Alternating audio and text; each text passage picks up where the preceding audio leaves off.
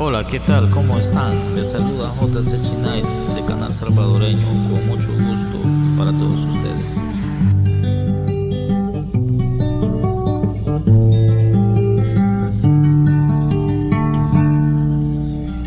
Como en un país extraño me encontré sin ti.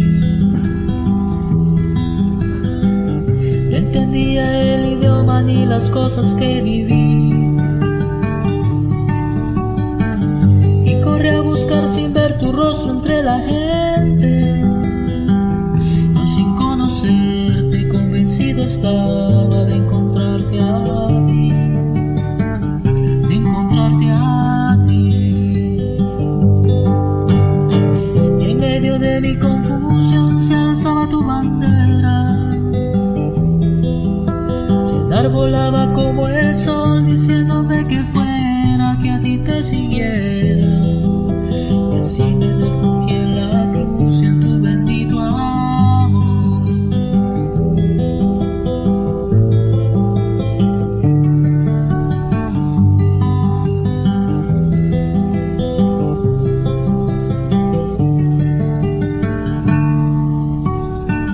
Nunca imaginé la vida que ahora vivo en ti, ni la gracia que me diste cuando a ti volví. Mas ahora sé que en ti yo tengo lo que anhelo. Tengo vida plena, tengo paz eterna si te tengo a ti. Si te tengo a ti. Y en medio de mi confusión se alzaba tu bandera. Se enarbolaba como el sol diciéndome que fuera, que a ti te siguiera. Y así me refugié en la cruz y en tu bendito amor. Y así me refugié en la cruz y en tu bendito amor. Y así me refugié en la cruz y en tu bendito amor.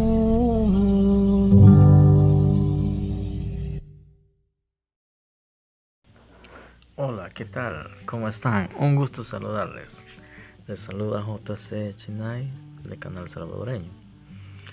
Bueno, el tema que les quiero en esta ocasión comentar es que pues estamos viviendo una revolución, solo que es una revolución con características mileniales, es decir, una revolución millennial es la que está ocurriendo en El Salvador.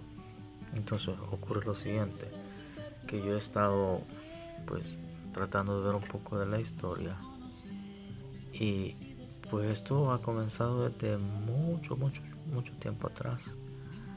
He encontrado, digamos, información de la historia de cómo esto se ha ido generando y realmente tiene las características de una revolución.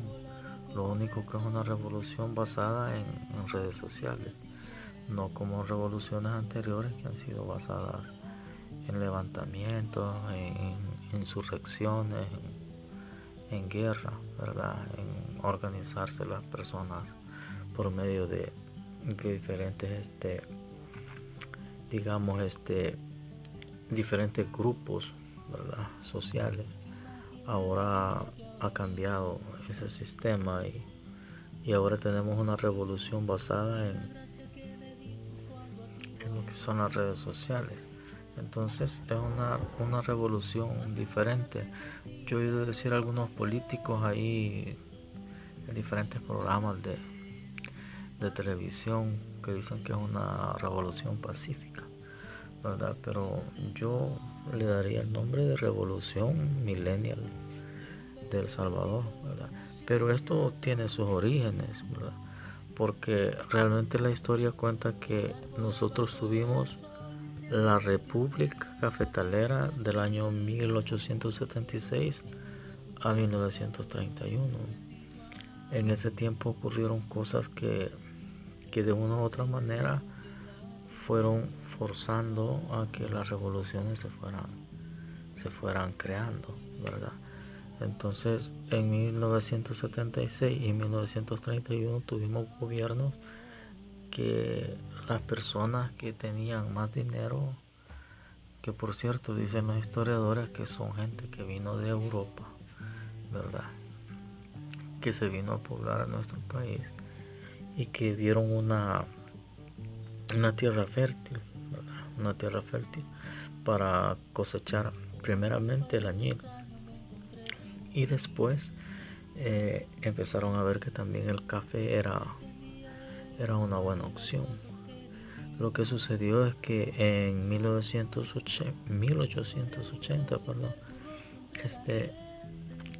le arrebataron realmente a los indígenas las tierras que tenían comunales por medio de decretos, ¿verdad? En esta información que está acá relata cómo, ¿verdad?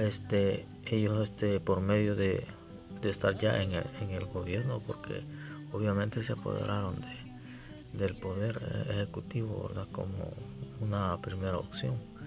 Aquí dice algo bien interesante, dice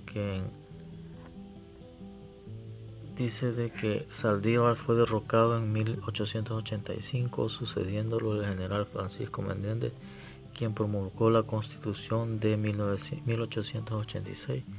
De principios liberales, durante ese periodo familias europeas llegaron al país y rápidamente se colocaron en una situación económica poderosa debido a su conocimiento de mercado internacional. O sea que estas personas que vinieron, como traían ya una mentalidad de otro país más civilizado, más avanzado, entonces ellos ya tenían un conocimiento adelantado, y el indígena de acá, pues su conocimiento era menos, era más bajo, más lerdo. Entonces estas familias desarrollaron el área del comercio y la producción de la industrialización del café. Así fue como, por medio de decretos, ¿verdad?, ellos empezaron a expropiar realmente a la gente indígena, ¿verdad?, a los indios que pues eran gente que era nativa de acá del país, que pertenecían a la raza de los indígenas. Dice que a partir de 1988, con la llegada al poder del general Tomás Regalado, y hasta 1931, se sucedieron una serie de gobiernos estables. La presidencia quedó en manos de los grandes terratenientes cafetaleros. La élite económica gobernó el país pasándose la presidencia en forma directa. O sea que aquí todo quedaba como en familia, ¿verdad? Se dice que esas familias eran en simbología de que representaban los 14 departamentos. Se decían que eran las 14 familias más pudientes del país, ¿verdad? En ese periodo se reconoció como el periodo de la historia que se le reconoce a la República Cafetalera. La bandera se adoptó en 1912, ¿verdad? El doctor Manuel Enrique Araujo, presidente entre 1911 y 1913, creó la Guardia Nacional, que fue un cuerpo de seguridad bastante fuerte, bastante represivo, ¿verdad? Que eso pues dio un castigo realmente a la gente. Pero si nosotros analizamos todo este asunto, cuando vienen personas, se expropian de las tierras de los indígenas, entonces esto crea una desigualdad, una fisura, y la manera como estas personas lograron controlar a las masas, a la gente que vivía y que eran dueños de todas esas tierras y que pasaron a ser expropiados. Ellos lo que trataron de hacer siempre es que no se reagruparan, que no se organizaran, porque las organizaciones pues hacían que de una u otra manera ellos fueran peleando las tierras mismas que le habían quitado. Entonces lo que no hacían era darles espacios políticos para que ellos no tuvieran el poder de incidir en recuperar esas tierras. Entonces esa fue una pelea que se vino dando por décadas, ¿verdad?, hasta que llegó pues una situación bien complicada en 1929 hubo una crisis, la crisis del café, donde Estados Unidos y Europa no consumían mucho café y el precio del café cayó, ¿verdad? Entonces, como el precio del café cayó, por lo tanto la producción ya no pudo ser la misma, ni la exportación de ese producto, que era el que mantenía realmente el país a flote. Pero los empresarios lo que hicieron fue que, como bajó, ¿verdad?, el precio, bajó la producción y bajaron las ganancias de ellos, lo que hicieron fue bajarle el sueldo a las personas que trabajaban con ellos, que ya le habían expropiado sus tierras, y se lo bajaron de 50 centavos de colón a 15 centavos de colón. Es decir, fue una baja bastante sustancial. Eso generó el descontento, ¿verdad? Ya la gente tenía un descontento porque le habían expropiado de sus tierras a los indígenas. Tenían un descontento por eso.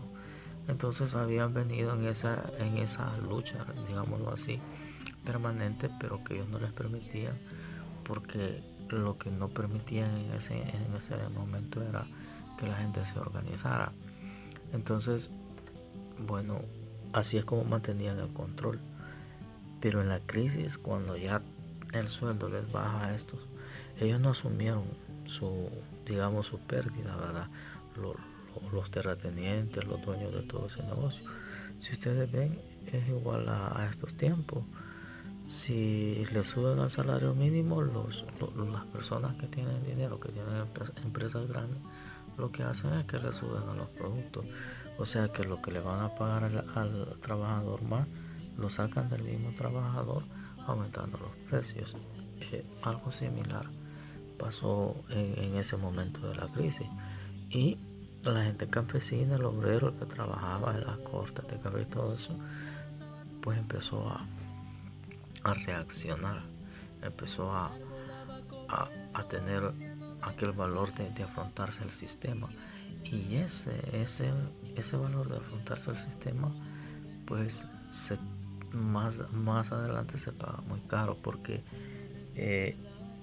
para los gobiernos pues era como un delito, que era sentencia de muerte. Pues era como que te dijeras, te vas a morir porque ya te pusiste contra el sistema, y el sistema pues el que ordenaba, porque los sistemas eran autoritarios.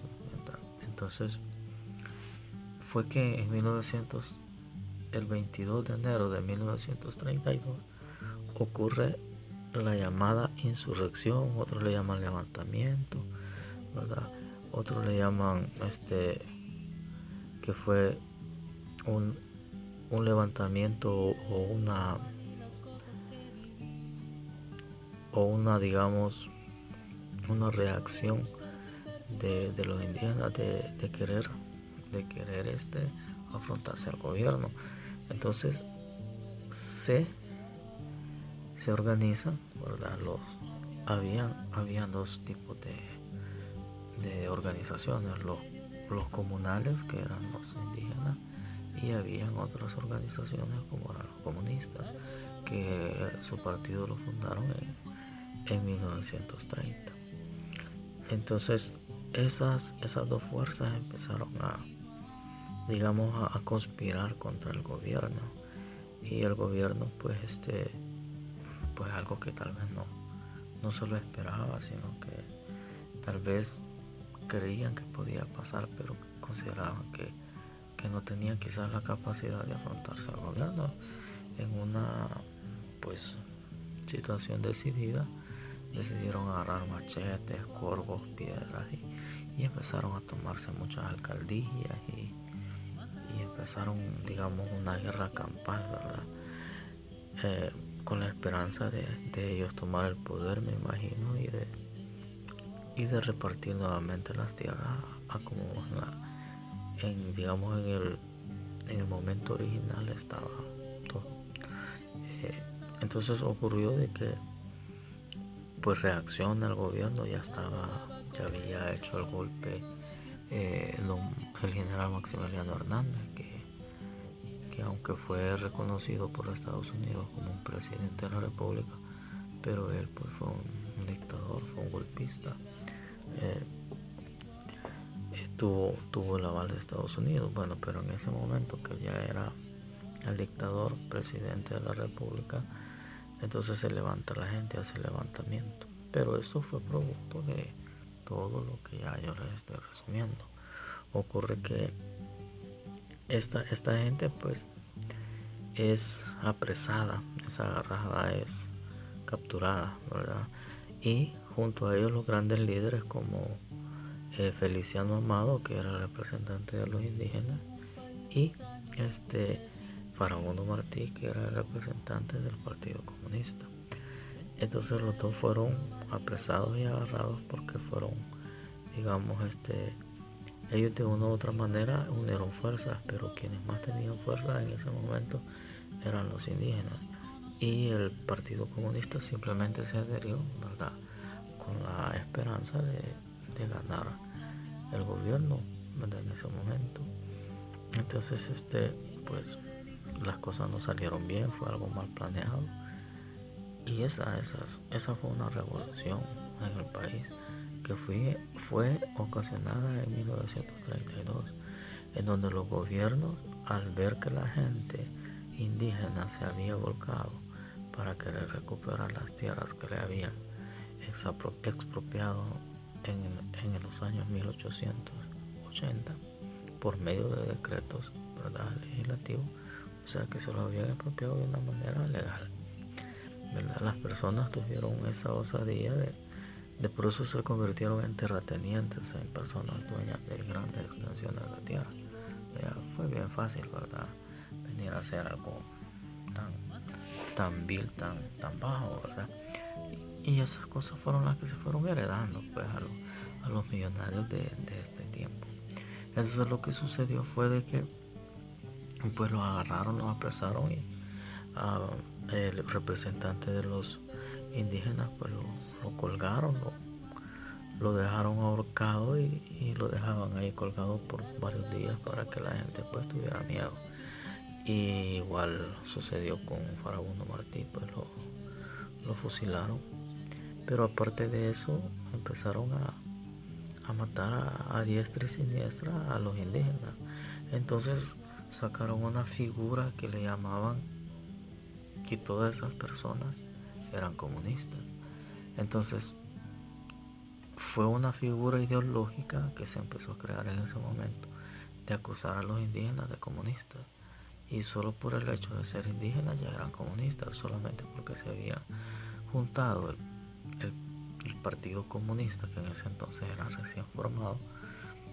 Entonces eso hizo que los estigmatizaran, y todos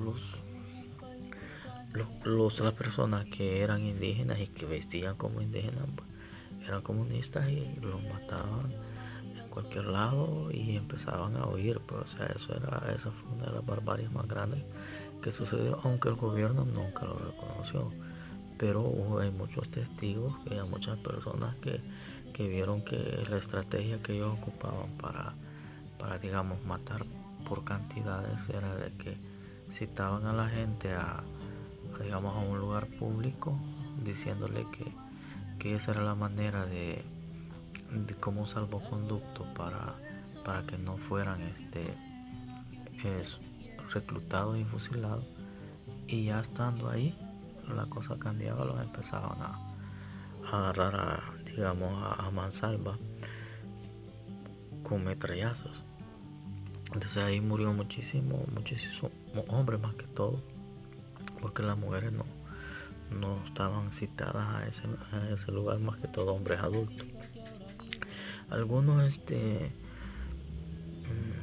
digamos personas que dicen que conocen de la política dicen que es muy exagerada la cantidad de personas que murieron, que eso ha sido una exageración, pero igual, ¿verdad?, siempre ha sido gente que ha estado al servicio de los oligarcas y que siempre les ha hecho lado porque ha querido minimizar ese suceso que realmente fue un suceso que marcó la existencia de nuestro país, la existencia de El Salvador, y de una u otra manera generó inconformidad que se fue dando en el transcurso de los años, porque aunque en ese momento esa muerte que hizo este señor, Maximiliano, pues de una u otra manera apaciguó todo, yo digamos al control, ¿verdad? Que la gente, por el miedo a no ser fusilada, pues tuvo que bajar la guardia y seguir pues bajo ese régimen que lo tenía pues manejado en todos los sentidos. Pasaron las décadas y pues eso se fue manteniendo, ¿verdad? Había digamos, como una hegemonía por parte de todas estas personas oligarcas que siempre te mantenían el control a pura opresión. Esa fue la manera en cómo dio, digamos, paso a que la gente se fuera organizando, ¿verdad? Para que igual 40 años después, ¿verdad? En 1980 ya había, digamos, como más organización. Imagínense, 1930 a 1980 pasaron 50 años para que la gente se organizara, aunque hubieron, digamos, algunas intenciones, pero los gobiernos no permitían que la gente se organizara. Eso ocurrió hasta 50 años después que la gente se organizó, que fue ahí donde nació la FPL, las diferentes organizaciones que conformaron el partido FMLN. Lo que sucedía es que entre ese grupo de organizaciones, unas estaban de acuerdo en ponerle presión a los gobiernos y ganar de una manera, digamos, por medio de huelgas, por medio de la política, ¿verdad? Y elecciones más que todo, para llegar al poder. Pero había un grupo de personas que esas querían ir a la guerra y querían ganar el poder por medio de las armas.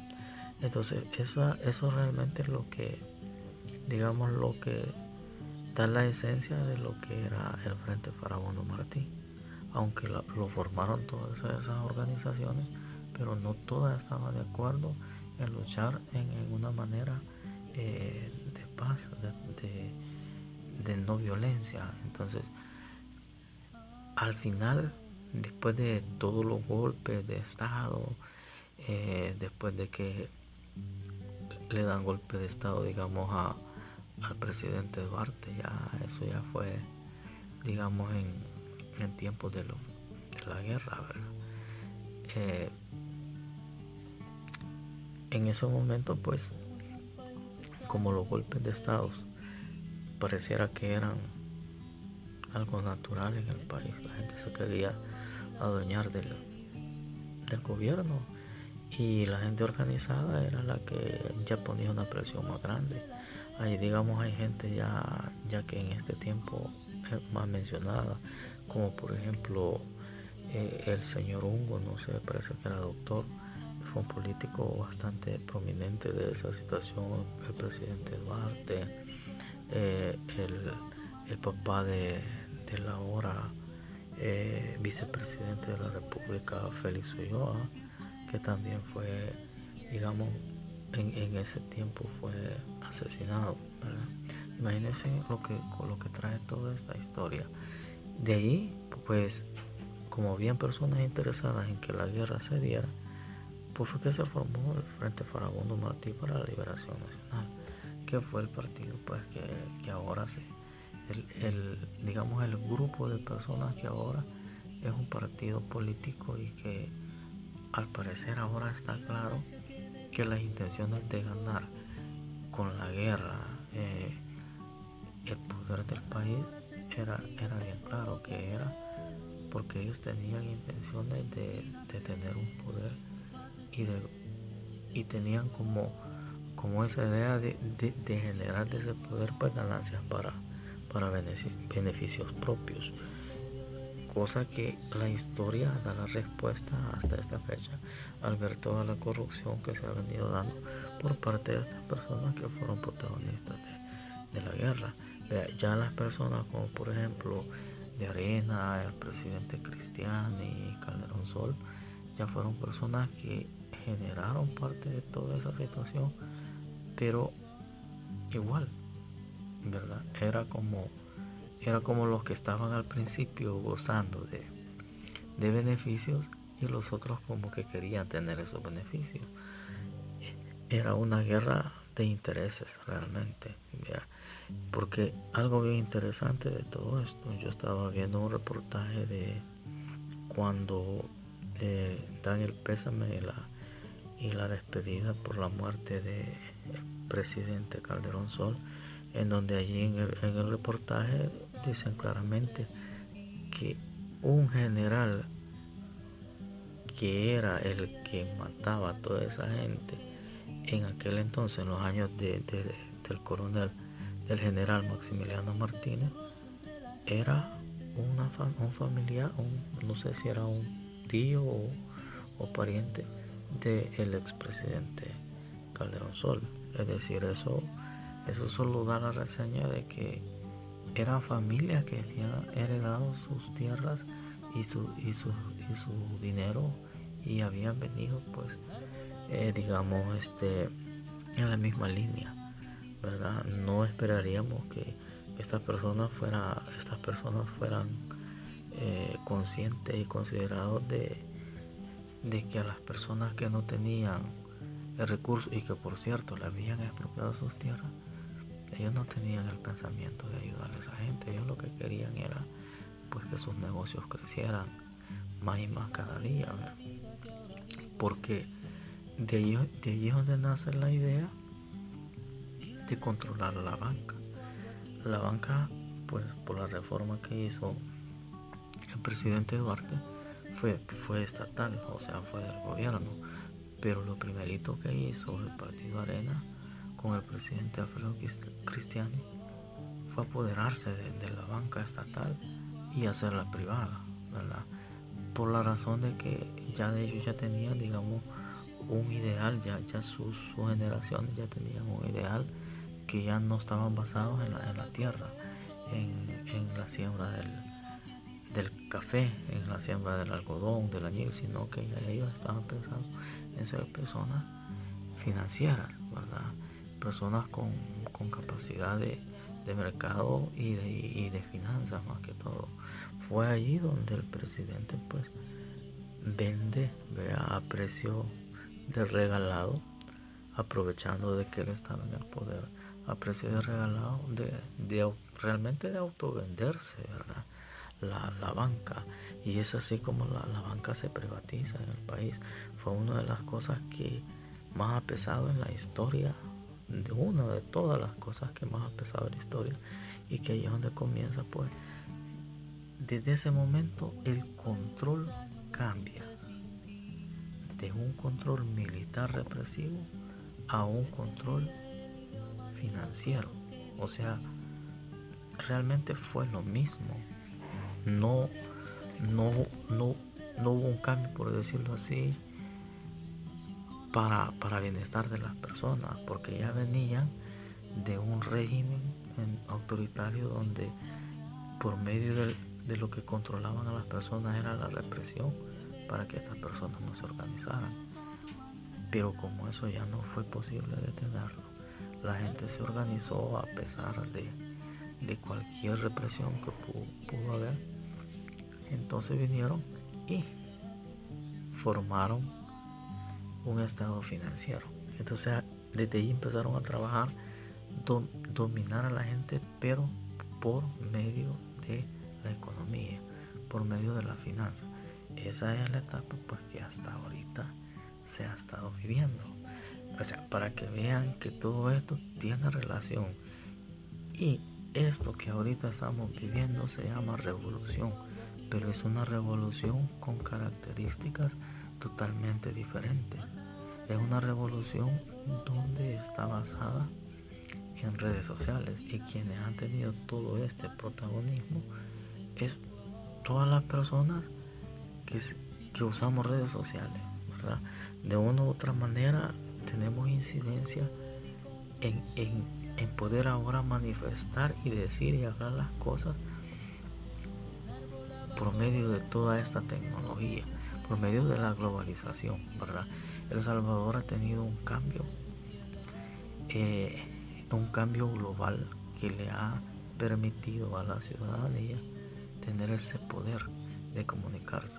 Yo tengo, digamos, un pensamiento en el sentido que considero que el país no ha estado guiado por tres poderes, como se dice, que es ejecutivo, judicial y el de la Asamblea Legislativa, ¿verdad? Que sería el legislativo. Realmente hay otro poder aparte de ese, que es el poder de la comunicación, ¿verdad? La comunicación se ha usado como un cuarto poder, pero realmente no ha sido comunicación, sino que ha sido como una comunicación disfrazada de difusión, donde los medios de comunicación empezaron no a informar a la gente, sino que a desinformarla. Entonces, a decirle solo lo que le convenía escuchar, para que siempre el control de la gente estuviera de una manera diferente. O sea que el método cambió. Aunque siempre estamos bajo una represión, pero ya no fue una represión digamos bélica, una represión física, sino que fue una represión psicológica, en donde venía tratar de cambiarle el pensamiento a la gente, pero a la vez manejarla económicamente, ¿verdad? Para mí ese es, digamos, un arma, un poder que lo generaron las mismas personas que venían ya desde tiempos atrás tratando de mantener el control. Lo único que dijeron, no, ya no lo vamos a hacer de manera violenta, ¿verdad? Ahora vamos a ser personas que vamos a parecer muy amables, ¿verdad? Muy buenas personas. Pero estas personas empezaron a ser dueños de medios de comunicación. Y si ustedes se fijan, tenemos por ejemplo las telecorporaciones que son antiguas, los diarios tradicionales que son antiguos, los canales televisivos igual que son antiguos. Y curiosamente solo ellos mantenían esos negocios, no le daban libertad a otras personas para que tuvieran cadenas televisivas. La única oportunidad que tuvo fue la otra cadena que se formó, que eso ya vino a hacer un poco más de competencia, ¿verdad?, entre los medios, pero siempre siguieron siendo medios de difusión, porque solo difundían lo que a estos mismos dueños les convenía, ¿verdad? O les interesaba que la gente supiera. Entonces ese fue un poder grandísimo que ahora en esta fecha, y eso es lo que yo quiero venir a recalcarle a ustedes, ¿verdad? En esta fecha, en este tiempo, ellos no se dieron cuenta, todas estas personas, como que se durmieron, ¿verdad? Se durmieron, y que ese poder lo empezaron a perder por los medios de comunicación globales, digitales, ¿verdad?, virtuales. Ahora con las redes sociales pues es bien difícil cubrir las cosas. Antes ellos lo podían hacer porque como eran los únicos medios que existían y ellos eran los oficiales, y lo que ellos decían era, si alguien se inventaba cualquier otra cosa, era invento, era calumnia, eso no existía. Entonces cuando nace la revolución millennial es que las cosas en El Salvador empiezan a tener un giro diferente. Y empezó a nacer la revolución, pero no estaba el líder que iba a dirigir esa revolución, ¿verdad? el líder estaba ya metido en política, pero todavía no había, digamos, no había salido del empaque, ¿verdad?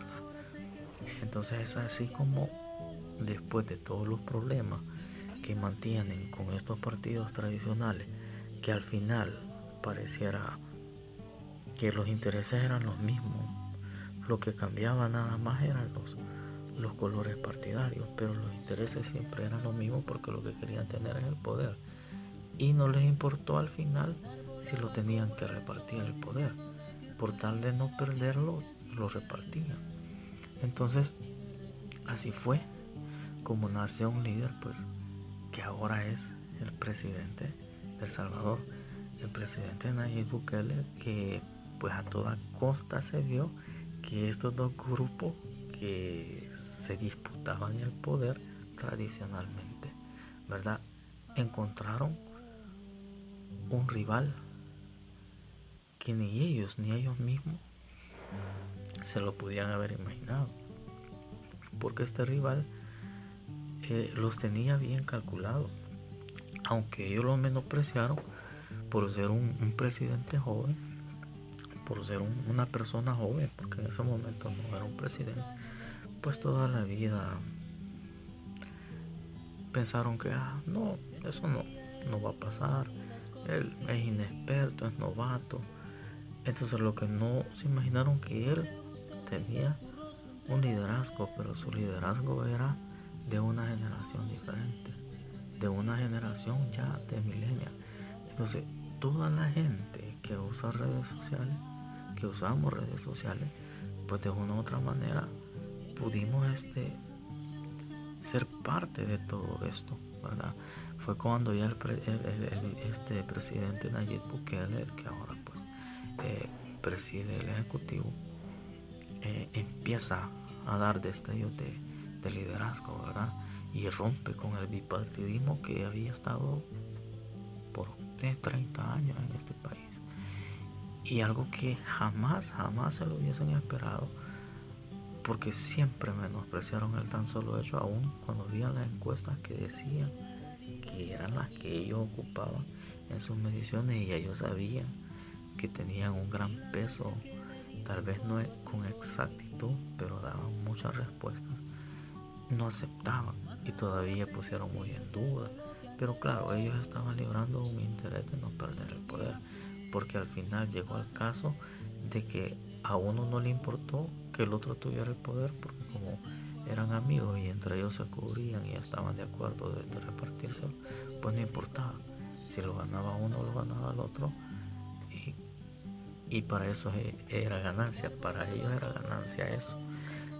O sea, imagínense cómo se van dando las cosas a transcurso del tiempo, y cómo la gente se va dando cuenta de que eran personas que buscaban el mismo fin, simplemente mantener a la gente en un pensamiento que las cosas iban bien, pero que al final ellos se aprovechaban de ese poquito beneficio, dígase si era beneficio, que a la gente le daban, mientras ellos pues se lucraban con su familia, ¿verdad? Entonces fue bien sencillo, bien fácil, ¿verdad? Bien fácil para estas personas ponerse de acuerdo, porque era el poder el que estaban disputando. Cuando viene este presidente millennial y empieza pues a tener la visión ya para quitarles el poder, para tener, digamos, una posibilidad, pues es la historia que la vamos a seguir en la otra parte.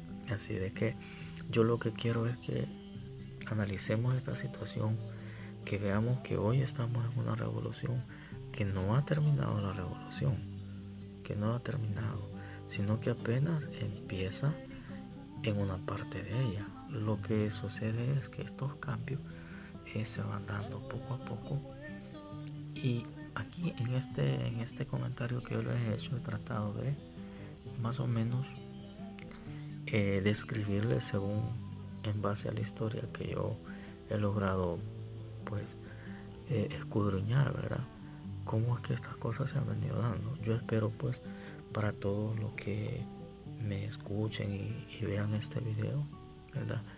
Que pues tal vez les orienten algo, y si les ha gustado pues que les regalen un like, y los que quieran pues que este canal crezca, que se inscriban, ¿verdad? Para que así yo voy a estar subiendo nuevos videos con referente.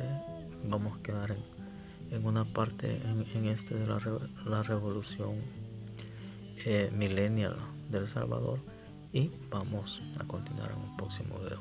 Bueno, cuídense, pasen una excelente noche. Chao.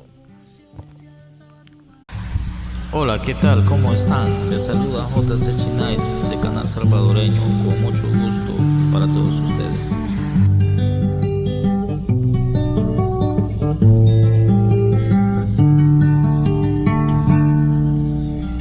Como en un país extraño me encontré sin ti. No entendía el idioma ni las cosas que viví. Corrí a buscar sin ver tu rostro entre la gente, no sin conocerte, convencido estaba de encontrarte a ti, de encontrarte a ti. Y en medio de mi confusión se alzaba tu bandera, se enarbolaba como el sol, diciéndome que fuera, que a ti te siguiera. Así me refugié en la cruz y en tu bendito amor.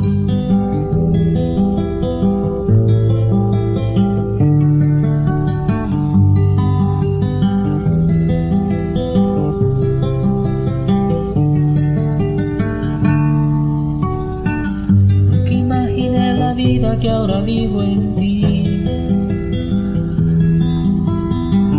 ni la gracia que me diste cuando a ti volví.